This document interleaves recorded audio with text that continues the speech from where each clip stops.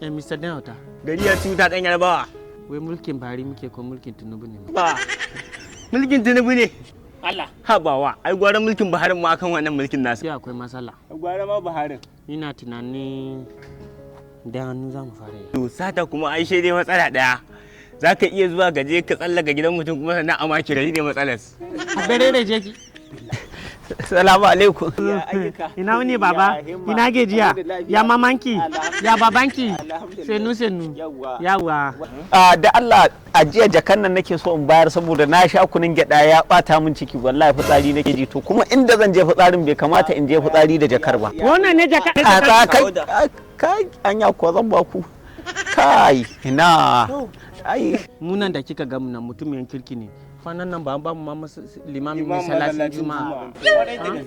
Yo to limamin juma'a kuma kuna kamun wannan kamuwa kayan tunanin barayi ne gashi inda zan je ne fitsarin ba kowa a wajen kuma bai kamata in ajiye jakar ba kowa ba. Ranan nan ajiya naira miliyan 70 ka ba mu ko naira 5 bai doka ba mu taba ba. A zance ya kare ga tanan bar Allah ba. Sinono daga nan kiya da kasikarki fisari kade. Sun su daga sai magasa siya daga gani millions of naira ne a cikin Kudi ne masu yawa ma kuwa. Idan aka samu kudin nan dala 80 zai baki. Dala 80? Mamanki ne ka kudin? A okay.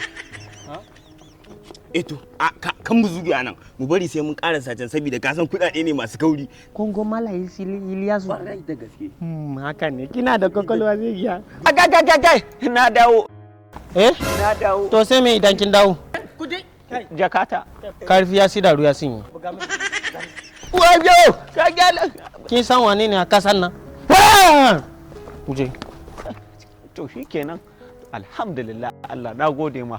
Na rabu da wahala za ku ci ubanku.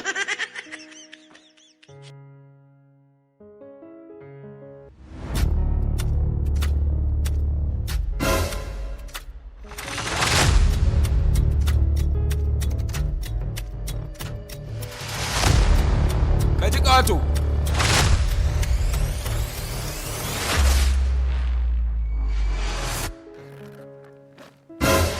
Ayo!